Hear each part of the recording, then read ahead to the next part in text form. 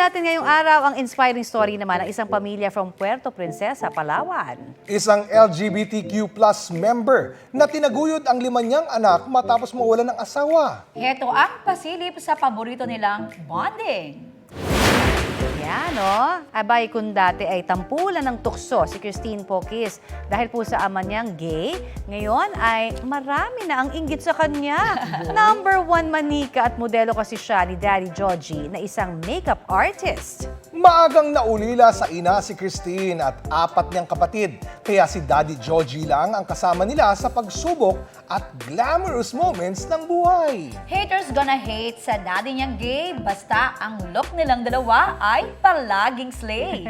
7.4 million na ang views ng video nila. Trending! Kapuso, para sa mga maiinit na balita, mag-subscribe sa GMA Integrated News sa YouTube. Sa mga kapuso naman abroad, subaybayan nyo kami sa GMA Pinoy TV at sa www.gmanews.tv.